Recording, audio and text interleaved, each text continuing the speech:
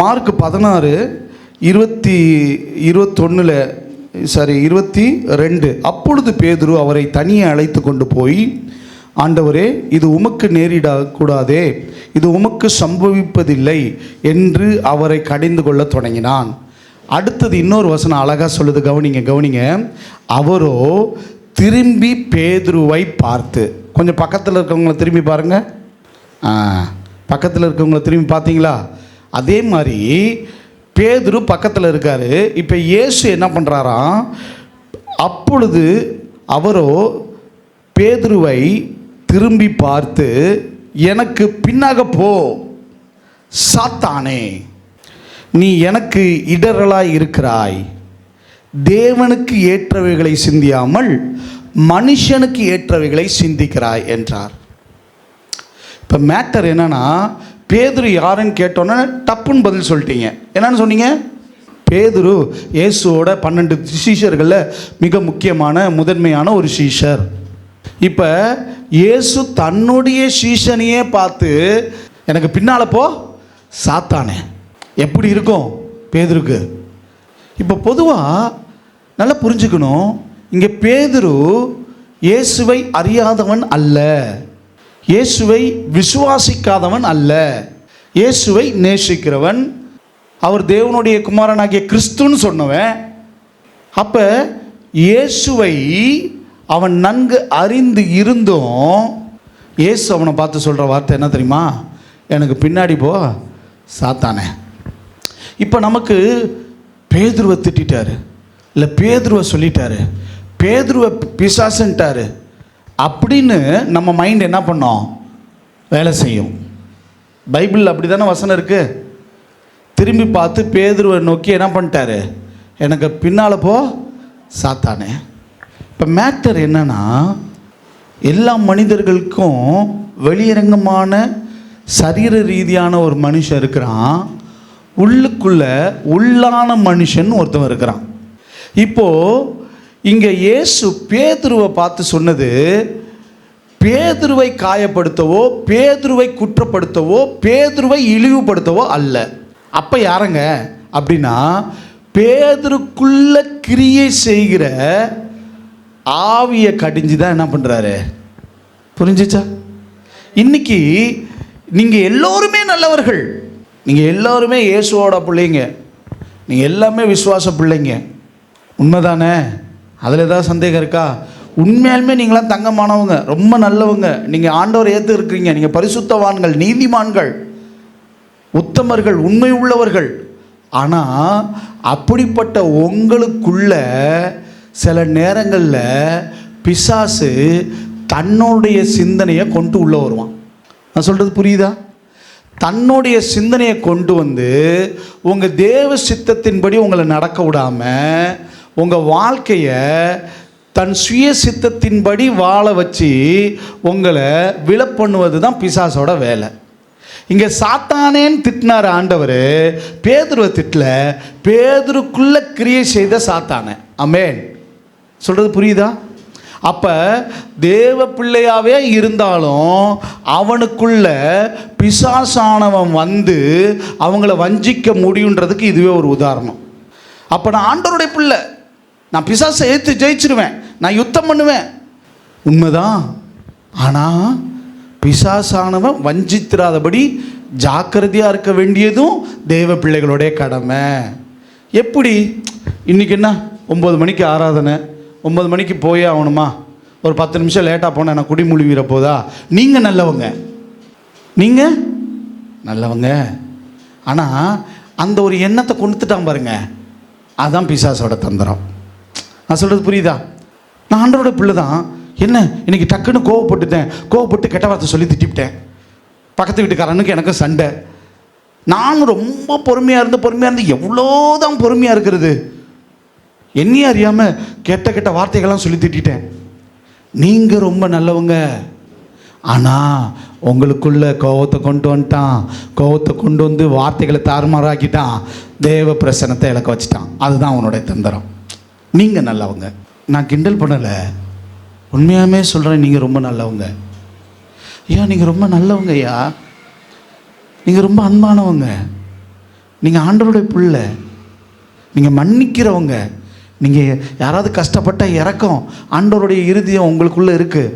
நீங்கள் இறக்கப்படுவீங்க, மன்னிப்பீங்க, நீங்கள் ரொம்ப நல்லவங்க, பரிசுத்தமாக வாழணும்னு நினைப்பீங்க. இந்த சினிமாலாம் பார்க்கவே கூடாது, சீரியல்லாம் பார்க்கவே கூடாது, நான் உலக காரியத்துக்குள்ளே போய் அதிகமாக என் நாட்டத்தை செலவு பண்ணக்கூடாதுன்னு நீங்கள் நினைக்கிறீங்க. நீங்கள் நல்லவங்க. ஆனால் என்னடா பண்ணுறது, ரொம்ப ஒரு மாதிரி போர் அடிக்குது அப்படின்னு ஃபோனை எடுன்னு சொல்லுவான். ஸோ ஃபோன் எடுத்தோன்னே ஒரு பாட்டு, ஆண்டவருடைய பாட்டை கேட்கலான்னு சொல்லி ஒரு பாட்டை போட விடுவான். பாட்டை போட்டுட்டு இருக்கும்போது அடுத்த பாட்டு நவுத்தும் போது நடுவில் வேறு ஒன்று கண்ணை வந்து வைப்பான். அது என்னடான்னு ஆன் பண்ணோன்னே கடைசியில் ஆண்டவருடைய பாட்டும் போயிடும், ஆண்டவருடைய வசனமும் போயிடும், உங்களுக்கு தேவன் மேலே உள்ள பிரசனமும் போயிடும். நீங்கள் உலகத்துக்குள்ளே போய் எதெல்லாம் பார்க்கக்கூடாத பார்த்து முடித்ததுக்கப்புறம் பாவியாகி என் மீது கிருபையாயிரும் ஆண்டவரே, நீங்கள் நல்லவங்க தான். ஆனால் உங்களுக்கே தெரியாமல், பேதுருக்கே தெரியாமல், பேதுருக்குள்ளே வந்து ஒரு வேலையை பார்த்து விட்டானே. ஏசப்பா பக்கத்தில் இருக்கும்போதே, ஏசு கிறிஸ்துக்கும் 1-to-1 நேருக்கு பக்கத்தில் இருக்கும்போதே இந்த வேலை பார்க்குறவனுக்காக நீங்களும் நானும் நல்லவர்களே ஜாக்கிரதையாக இருக்கணுமா இல்லையா? அன்பானவர்களே ஜாக்கிரதையாக இருக்கணுமா இல்லையா? பிரியமானவர்களே ஜாக்கிரதையாக இருங்க. நீங்கள் நல்லவங்க தான். ஆனால் நட்பு கொஞ்சம் அப்படி இப்படி இருக்குது. எல்லாமே இந்த உலகத்தில் வேணும் தான், எல்லா மனுஷர்களும் நமக்கு வேணும் தான். நண்பர்களை பார்க்க போனேன், அவங்க நம்ம நல்லவங்க தான். அவங்க போய் பார்க்கும்போது அவங்க எல்லாம் உட்காந்து தண்ணி அடிச்சுக்கிட்டு இருந்தாங்க, இல்லை தம் அடிச்சுக்கிட்டு இருந்தாங்க. நண்பர்கள் டேன்ட்டாங்க, வாங்கடா எப்படி இருக்கிறீங்க, நல்லா இருக்கீங்களான்னு பேசிகிட்டு இருக்கும்போது, என்ன வா சும்மா லைட்டாக ஒரு பெக்கு போடு, ஒரு தம்மை போடுறா. நீங்கள் நல்லவங்க தான், ஆண்டவருடைய பிள்ளை தான், நீங்கள் தப்பானவங்களே கிடையாது, தப்பானவங்க கிடையாது. ஏய் ஒரு பெக்கா, நான் ஆண்டவர் பிள்ளை, நான் ரசிக்கப்பட்ட, நான் ஞானஸ்தானம் எடுத்துகிட்டு, நான் இந்த மாதிரி பாவமான காரியம், இது பாவம்டா, உனக்கு தெரியல, நான் இது செய்ய மாட்டேன்டா. ஒரு யோக்கியனே யோக்கியனே யோக்கியனே, நீ ஒன்றும் ஒரு பெக்கு போடவேனா, அந்த பாட்டிலை மட்டும் கொஞ்சம் எடுத்து கொடு.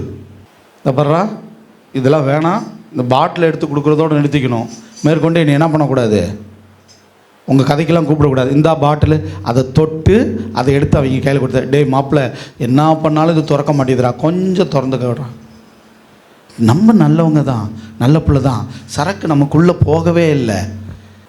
என்னடா இது நண்பர்களாக போயிட்டாங்க. திறந்தோன்னா பக்குன்னு மூக்குக்கு மேலே ஏறும் பாருங்க, மலரும் நினைவுகள் வரும் நண்பர்களோடு. இல்லாட்டி அந்த மூடியிலேருந்து ஒரு சொட்டு நம்ம கையில், ஏண்டா இப்படி பண்ணுறீங்க அப்படின்னு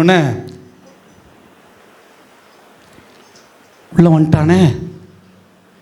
பேதுருவை வஞ்சித்தது போல் உங்களையும் வந்துச்சிருவான். யாரோ இல்லை வீட்டிலேருந்து யாராவது ஒருத்தவங்க அள்ளி தான் உங்களை கூட்டிகிட்டு வந்து வீட்டில் வந்து படுக்க வைக்கணும். நான் சொல்கிறது புரியுங்க. நம்ம நல்லவங்க, நம்ம பரிசுத்தமானவங்க, நம்ம நீதியானவங்க. ஆனால் பிசாசு கெட்டவனாச்சே, நல்லவங்கள தானே டார்கெட் பண்ணுறான், நல்லவங்களை விலை பண்ணுறது தானே அவன் வேலை. நல்லவங்க நரகத்துக்கு போகிறதுக்காக என்னென்ன செய்யணுமோ அதெல்லாம் கட்சிக்கிற சிங்கம் போல் எவனை விழுங்கலான்னு வகை தேடிக்கிட்டு இருக்கானே. அப்படிப்பட்ட பேதுருவையை கொஞ்ச நேரத்தில் கலக்கி விட்டானே. நல்லவங்களே ஜாக்கிரதை, கோவப்படுறதுக்கு முன்னாடி ஜாக்கிரதை, பகைக்கிறதுக்கு முன்னாடி ஜாக்கிரதை, நண்பர்கள்ட்ட பழகும்போது ஜாக்கிரதை, இந்த உலகத்துக்குள்ளே போகும்போது ஜாக்கிரதை, மெயினாக தனிமையில் ஒரு அறைக்குள்ளே இருக்கும்போது ஜாக்கிரதை.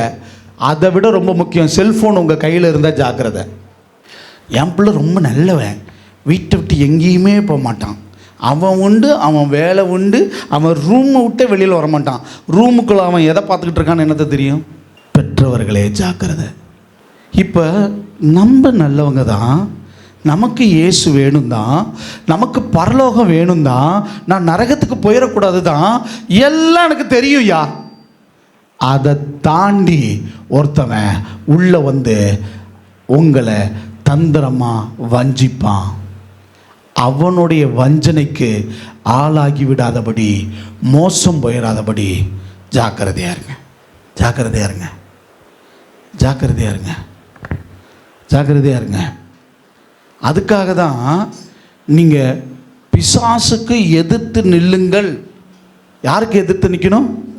நம்ம ஆளுகளை பிசாசை ஏற்று நில்லுங்கன்னா பக்கத்து வீட்டுக்காரனை ஏற்றுக்கிட்டு நிற்பான், ஏற்ற வீட்டுக்காரங்கள்ட்ட ஏற்றுக்கிட்டு நிற்பாங்க, கூட பிறந்தவங்களை ஏற்றுக்கிட்டு நிற்பாங்க, புருஷன் பொண்டாட்டிக்கிட்ட, பொண்டாட்டி புருஷங்கள்கிட்ட, பெரியவங்க சின்னவங்கள்ட்ட, சின்னவங்க பெருசவங்கள்ட்ட. அவங்க நமக்கு பிசாசு கிடையாது. பக்கத்து வீட்டுக்காரன் தான் எனக்கு சத்ருவா இல்லை.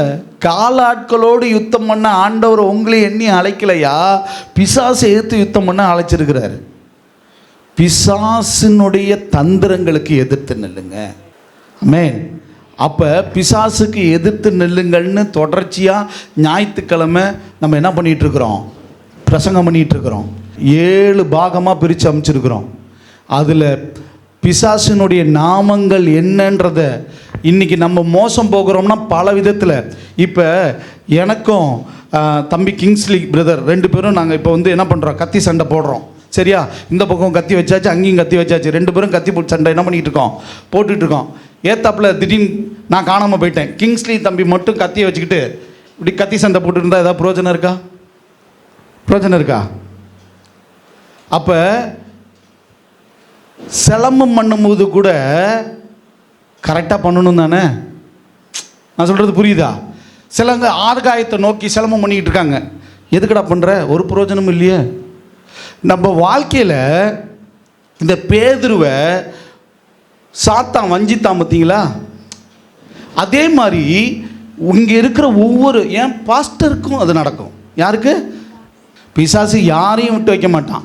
அன்பாக இருந்த சீசனை முதற்கொண்டு எவனும் யாரையுமே என்ன பண்ணலை, விட்டு வைக்கலை. அப்போ நல்லா புரிஞ்சுக்கோங்க.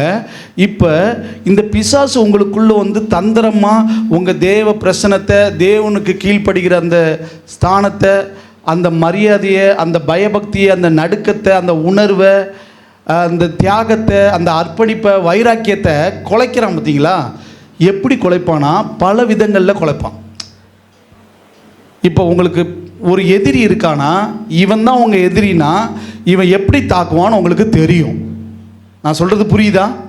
ஆனால் பல எதிரிகள் இருக்காங்க, எல்லா பக்கத்துலேருந்து தாக்குறாங்க, எப்படி வேணாலும் தாக்குவாங்கன்னா நீங்கள் என்ன பண்ண முடியாது, ஒரு யுத்த விக்தியும் என்ன பண்ண முடியாது. அப்போ ஆகாயத்தில் சலமம் பண்ணுறது வேஸ்ட்டு. உங்களுக்கு விரோதமாய் பிசாசு கொண்டு வருகிற தந்திரம் என்னன்றது முதல்ல தெரியணும். அப்படின்னா தான் அதை நீங்கள் ஜெயிக்க முடியும். நான் சொன்னது எத்தனை பேருக்கு புரிஞ்சிச்சு? இப்போ லூசிஃபர் ஆவினா அந்த லூசிஃபர் ஆவி என்னென்ன பண்ணும், என்னென்ன பண்ணால் அது லூசிஃபருடைய ஆவின்னு உங்களுக்கு என்ன பண்ண தெரியணும், அடையாளம் காண தெரியணும். இல்லாட்டி நீங்கள் தலைவலின்னு ஆஸ்பத்திரி போகிறீங்க, நல்லா கவனிங்களேன், நல்லா கவனிங்க. நீங்கள் தலைவலின்னு ஆஸ்பத்திரிக்கு போனீங்க, டாக்டர் வயிற்று வலிக்கு மாத்திரை கொடுத்து விட்டா, ஐயா நான் போனது எதுக்கு, தலைவலிக்கு, ஆனால் டாக்டர் கொடுத்தது பிரோஜனம் இருக்கா? முதுகு வலி போய் திருகு வலி இந்த மாதிரி ஆயிரும். நான் சொல்கிறது புரியுதா? அப்போ உங்களுக்கு என்ன பிரச்சனையோ, இல்லை நீங்கள் விரும்புகிறவர்களுக்கோ, இல்லை நீங்கள் ஊழியத்துக்கு போகும்போது அங்கே பிசாசின் பிடியில் ஒரு சிலர் இருப்பாங்க. நீங்கள் ஜெபிக்க வேண்டியதாக இருக்கும், பிசாசை ஓட்ட வேண்டியதாக இருக்கும். போ பிசாசே நீ போ பிசாசேன்ட்டு போயிடுவது. அப்போ நல்லா புரிஞ்சுக்கணும், அது என்ன பிசாசுன்றது உங்களுக்கு அடையாளம் கண்டு கொள்ள வேண்டும் என்று சொன்னால், அது என்ன ரியாக்ட் பண்ணுறதுன்றதை வச்சு, அதனுடைய கிரியைகளை வச்சு, அது என்ன விதமான பிசாசுன்றதை நம்ம என்ன பண்ண முடியும், அது உங்கள் வாழ்க்கையிலையும் மேற்கொள்ளாமல் தடுக்க முடியும். உங்கள் ஊழியத்திலையும் நீங்கள் பிசாசை எதிர்த்து விரட்ட முடியும். கட்டுண்டவர்களை எப்படி விடுதலையாக்க முடியும், பிசாசின் பிடியில் இருக்கிறவர்களை எப்படி விடுதலையாக்க முடியும்னா, என்ன ஜாதி பிசாசு அவனுக்குள்ளே இருக்குன்றது தெரியணும். எப்படி தெரியும்? நம்ம தான் பொதுவாக சாத்தான் பிசாசுன்னு சொல்லி பழகிட்டோமே. அப்போ நல்லா புரிஞ்சுக்கோங்க, செத்த ஆவி எந்த ஆவியும் மனுஷனுக்குள்ளே நான் அவன் வந்திருக்கேன் இவன் வந்திருக்கேன்னா நம்பாதீங்க, அதெல்லாம் உண்மை இல்லை. ஒரு தரம் மறிக்கிறதும் பின்னாடி நியாயம் தீர்ப்படைவதும் மனுஷனுக்கு நியமிக்கப்பட்டது. அவன் ஆவியாக ஊருக்குள்ளே அலைவான்னு சொல்லி பைபிளில், அவன் போய் இன்னொருத்தவனை பிடிச்சிக்குவான்றது பைபிளில். நான் சொல்கிறது புரியுதா? இல்லாத ஒன்று அவன் கட்டுக்கதையில் சொன்னால் நம்பாதீங்க. இப்போ நல்லா புரிஞ்சுக்கோங்க, அவனுக்குள்ளே கிரியை செய்கிற ஆவி எப்படின்னா, வான மண்டலத்து பொல்லாத ஆவிகள் நிறையா இருக்குது. பிசாசு அப்போ லூசிஃபர் எப்படி கிரியை செய்வான் அப்படின்றது தெரியணும். சாத்தானுடைய வேலை, சாத்தான் ஒருவனுக்குள்ளே இருந்தால் அது என்னென்னலாம் பண்ணுன்றது தெரியணும். பிசாசு ஒருத்தனுக்குள்ளே இருந்தால் அது என்னென்னலாம் செய்யணும்னு தெரியணும். பிரபஞ்சத்தில் லோகாதிபதி இருந்தால் அது என்னென்னலாம் செய்யுன்றது தெரியணும். அந்தி கிறிஸ்துவனுடைய ஆவி இருந்தால் அது என்னென்னலாம் செய்யுன்றது தெரியணும். பொல்லாத ஆவின்னு ஒன்று இருந்தால் அது என்ன செய்யுன்றது இருக்குது. அசுத்த ஆவின்னு ஒன்று இருக்குது. அது இருந்துச்சுன்னா என்ன பண்ணும்? அப்படி இச்சையின் ஆவி, அது மாதிரி நிறைய ஆவிகள் இருக்குது. இதை தான் நம்ம என்ன பண்ணோம்? பிசாசின் நாமங்களில் எடுத்து சொன்னோம். ஓகே, இப்போ இன்றைக்கி நான் பேச போகிறது என்ன தெரியுமா? பிசாசின் கிரியைகள். சுருக்கமாக சொல்லி முடிச்சிட்றேன், 10-15 நிமிஷத்தில் முடிச்சிட்றேன். அதை நம்ம முடிச்சிட்டோம். இதை பற்றி தெரியணுன்றவங்க நீங்கள் யூடியூப்பில் போய் பார்த்துக்கோங்க. இப்போ நம்ம பார்க்க போகிறது என்ன தெரியுமா? அடுத்து பிசாசின் கிரியைகள் என்ன, பிசாசு என்ன மாதிரியான கிரியைகளை செய்யுன்றத பாகம் 1 நம்ம பார்க்க போகிறோம். ஆமென். வாசிப்போம். 1 யோவான் 3:8. பாவம் செய்கிறவன் பிசாசினால் உண்டாயிருக்கிறான், ஏனெனில் பிசாசானவன் ஆதி முதல் பாவம் செய்கிறான். பிசாசனுடைய கிரியைகளை அழிக்கும்படிக்கே தேவனுடைய குமாரன் வெளிப்பட்டார். நல்லா கவனிங்க. பாவம் செய்கிறவன் பிசாசினால் உண்டாயிருக்கிறான். நீங்கள் பாவம் செய்யும் போது நல்லா புரிஞ்சுக்கோங்க, தேவ ஆவி எனக்குள்ளே இருந்தால் நான் பாவம் செய்ய முடியாது. என்ன ஆவி நமக்குள்ளே இருந்தால் தான் பாவம் செய்ய முடியும்? தேவன் பாவத்தை பிறப்பிக்கிறவர் அல்ல, தேவன் பரிசுத்தமானவர். அப்போ அதை தாண்டி நான் பாவம் செய்கிறேன்னா தேவ பிள்ளையே, தேவ ஆவி எனக்குள்ளே இல்லை. என்ன ஆவி வந்துருச்சுன்னு அர்த்தம்? பேதுருக்குள்ளே தேவனுடைய ஆவி இல்லாமல் என்ன ஆவி வந்துருச்சு? சாத்தானுடைய ஆவி வந்துருச்சு. ஆமென். அதே போல் ஒவ்வொரு தேவ பிள்ளைகளும் ஒன்று புரிஞ்சுக்கணும். நான் இயேசு கிறிஸ்துவின் ரத்தத்தினால கழுவப்பட்ட புள்ள, நான் நீதிமானாக்கப்பட்ட புள்ள, பரிசுத்தமாக்கப்பட்ட புள்ள, நான் உண்மை உள்ளவன், தேவன் என்னை பார்க்கிறான்ற உணர்வோடு நம்ம இருந்து ஒவ்வொரு நாளும் செயல்படணும். எந்த வகையிலும் பிசாசானவன் நம்மளை வஞ்சித்தராதபடி ஜாக்கிரதையாக இருக்கணும். நமக்குள்ள பாவம் வந்துச்சுன்னா நல்லா புரிஞ்சுக்க, பாவம் என்ன வந்துச்சு, இச்சை என்ன வந்துச்சுனாலே அந்த இடத்துல பிசாசினால் உண்டாக்கப்பட்டுட்டோன்னு அர்த்தம். பாவம் செய்கிறவன் பிசாசினால் உண்டாயிருக்கிறான், ஏனெனில் பிசாசானவன் ஆதி முதல் பாவம் செய்கிறான். ஆதி முதல் பாவம் செய்கிறானா? அது என்ன ஆதி முதல் பிசாசு பாவம் செஞ்சான் அப்படின்னா உண்மை. எசேக்கியேல் 28வது அதிகாரம் 12-18 வரைக்கும் பார்க்க முடியும். அதில் நான் சுருக்கமாக சொல்கிறேன். எசேக்கியேல் 28:16 பாருங்களேன். உன் வியாபாரத்தின் மிகுதியால், பிசாசானவனை குறித்து சொல்லப்பட்டிருக்கிற காரியம், உன் வியாபாரத்தின் மிகுதியால் நீ உன் கொடுமை அதிகரித்து நீ பாவம் செய்தாய். ஆகையால் நான் உன்னை தேவனுடைய பர்வதத்திலிருந்து ஆகாதவன் என்று தள்ளி காப்பாற்றுகிற கேபருபாய் இருந்த உன்னை அக்னிமயமான கற்களின் நடுவிலே இராதபடி அழித்து போட்டேன். பிசாசானவனை ஆண்டவர் பிசாசா படைக்கலை, அவனை காப்பாற்றுகிற கேருபீனமாக வச்சுருந்தாராம். அவன் என்ன அக்னிமயமான கற்களின் நடுவில் உலாவனவனா. அவனுக்குள்ள பாவம் வந்துச்சு, அவன் தள்ளப்பட்டான். அப்போ இங்கே ஏற்கனவே யார் தள்ளப்பட்டவன்? பிசாசானவன். அவன் எப்படி தள்ளப்பட்டான்? பாவம் செய்ததுனால. அதனால தான் சொல்லப்பட்டிருக்கு பிசாசானவன் ஆதி முதல் பாவம் செய்கிறான். அது எந்த ஆதி தெரியுமா? இந்த ஆதி தான். ஆமென். அல்லேலூயா. நல்லா புரிஞ்சுக்கோங்க. இப்படி இருக்கும்போது வசனம் சொல்லுகிறது, நம் ஆண்டவராகிய இயேசு கிறிஸ்து இந்த பூமியில் மாம்சத்தில் வெளிப்பட்டு, அதாவது இயேசு இந்த பூமியில் ஏன் பிறக்க வேண்டியது இருந்தது தெரியுமா? ஏன் பிறந்தார் தெரியுமா? அவர் பிறந்ததனுடைய நோக்கம், அவர் மனுஷகுமாரனாய் பிறப்பதற்கு அநேக காரணங்கள் உண்டு. அதில் ஒரு முக்கியமான காரியம் என்ன தெரியுமா? பிசாசின் கிரியைகளை அழிக்க. ஒரு ஆமென் சொல்லுங்களேன். உங்களை மோசம் போக்குது பாருங்க, உங்களை போய் பாவத்தில் விழ பண்ணுது பாருங்க, உங்களை பாவம் செய்ய தூண்டுது பாருங்க, அந்த பாவத்தோடு நீங்கள் பரலோகம் வர முடியாது. அன்பு தம்பி தங்கச்சி குட்டி பிள்ளைகளா கவனிங்க, நீங்கள் பாவத்தோடு தேவனுடைய ராஜ்யத்தை பெற முடியாது. எல்லா மனுஷனுக்கும் பிறப்புன்னு ஒன்று இருக்கிறது போல் இறப்புன்னு ஒன்று உண்டு. இந்த பூமியில் பறந்துட்டிங்கன்னா ஒரு நாள் மறிக்க தான் போகிறீங்க. உன் மரணத்துக்கு பின்னாடி என்ன வேணும் அதை நான் பேசிக்கிட்டு இருக்கிறேன்.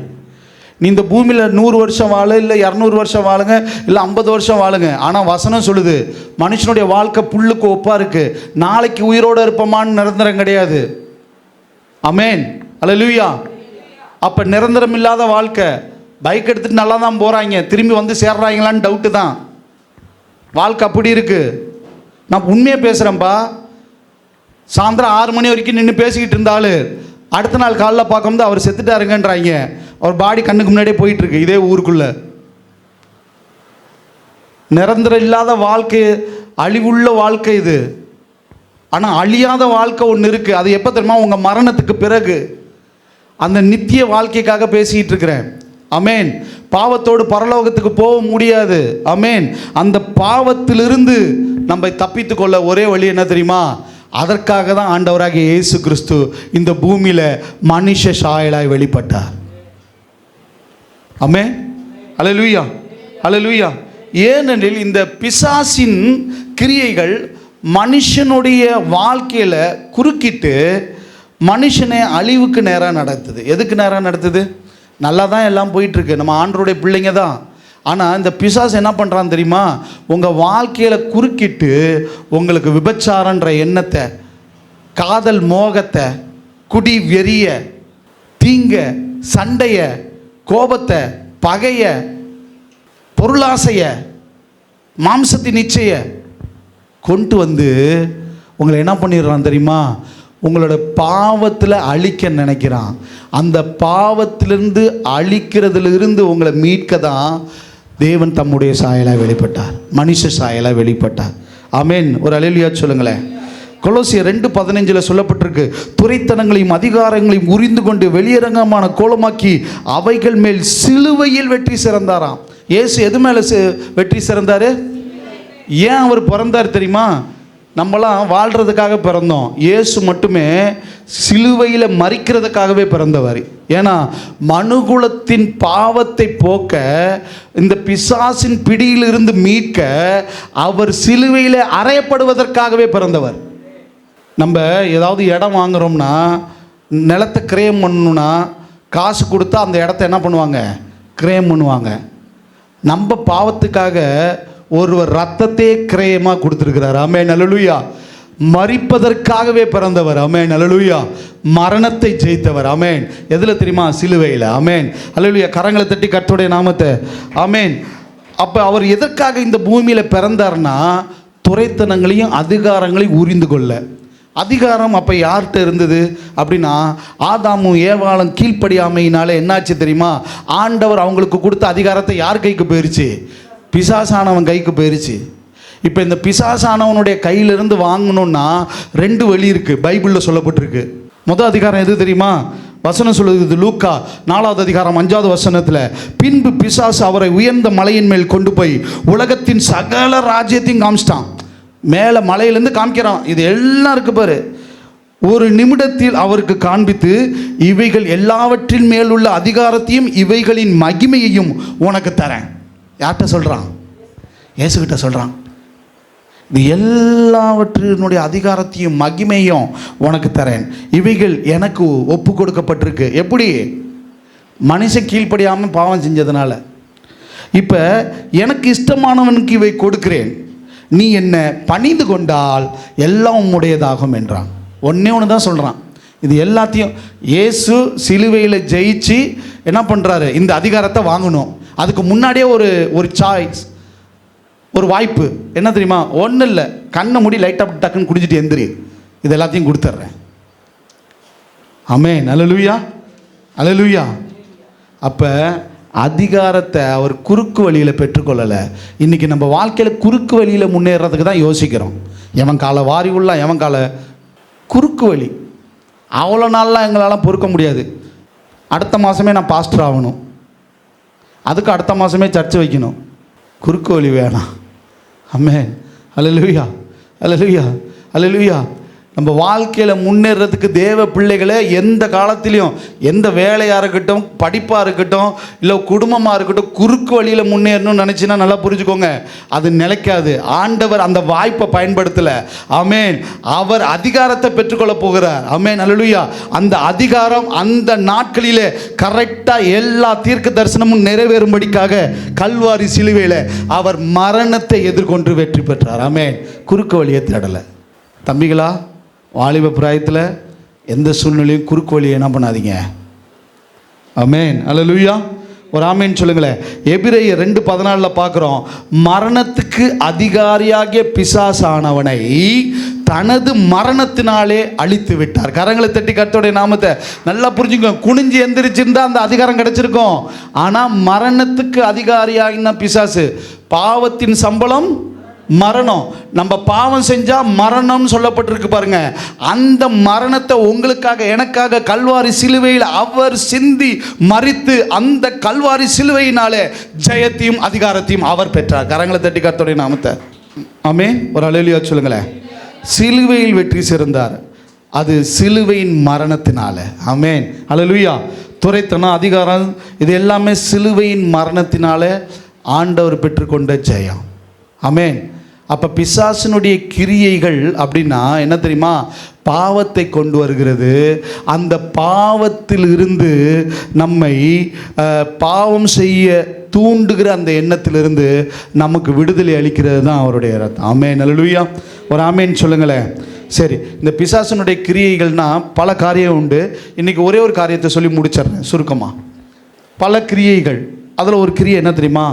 பாவம் செய்ய தூண்டுவான். என்ன பண்ணுவான்? பாவம் செய்ய தூண்டுவான். முதலாவது காரியம் என்னென்னா, பிசாசினுடைய கிரியைகள் என்ன தெரியுமா? முதல்ல அவன் பண்ணுறது என்ன தெரியுமா? பாவம் செய்ய தூண்டுவான். பிசாசின் கிரியைகள் பிரதானமானது மனிதனை பாவம் செய்ய தூண்டுவது. மனிதன் பாவம் செய்தால் தேவனை விட்டு பிரிக்கப்படுவான். நீங்கள் பாவம் செஞ்சீங்கன்னா உங்கள் தேவனுடைய ஐக்கியம் கொள்ள. அப்போ தேவனை விட்டு உங்களை பிரிப்பதற்கு முதல் வேலை என்ன தெரியுமா? பாவம் செய்ய தூண்டுறது. ரெண்டாவது, மனிதன் பாவம் செய்யும்போது மனிதனை சுற்றியுள்ள தேவ நிழல் விலகிடும். நல்லா புரிஞ்சுக்கோங்க. நீங்கள் பாவம் செய்யும்போது உங்களை சுற்றி இருக்கிற தேவ நிழல் என்ன ஆகும்? ஆமென் அல்லேலூயா. பாவம் செய்யும்போது தேவன் உங்கள் மீது என்ன பண்ணுவார்? கோபப்படுவார். தேவனுடைய கோபம் உங்கள் மேலே வரும். பாவியின் முடிவு பிசாசோடு என்ன பண்ணுவான்? தேவன் கோபப்பட்டு விலகினார்னா இப்போ யாரோட தான் ஐக்கியம் கொள்ளணும்? பிசாசோடு ஐக்கியம் கொள்கிறதுனால தான் மனிதன் பாவம் செய்யும்போது கொஞ்சம் கூட பயப்படுறதே இல்லை. ஏன்? அவன் பிசாசோடு சேர்ந்துடுறான். இதெல்லாம் இருக்குது. 1 யோவான் 3:8 பார்க்க முடியும். பாவம் செய்கிறவன் பிசாசினால் உண்டாக்கிறான், ஏனெனில் பிசாசானவன் ஆதி முதல் பாவம் செய்கிறவன். ஆமென். காயின் தன் சகோதரனை ஏன் கொலை செஞ்சான்? 1 யோவான் 3:12 பொல்லாங்கானால் உண்டாயிருந்து தன் சகோதரனை கொலை செய்த காயினை போல் இருக்க வேண்டாம். எதனால? தன் கிரியை பொல்லாதவைகள். அப்போ நல்லா புரிஞ்சுக்கோங்க. பாவம் செய்ய தூண்டுகிறது தான் என்னது? பிசாசினுடைய கிரியை. பொல்லாங்கானால் அப்படின்னா பொல்லாங்கன்றவன் யாரு? பிசாசு. ஒன்றும் இல்லை, பிசாசு தூண்டுனா காயின் ஆபேலை கொலை செஞ்சான். ஆமென்.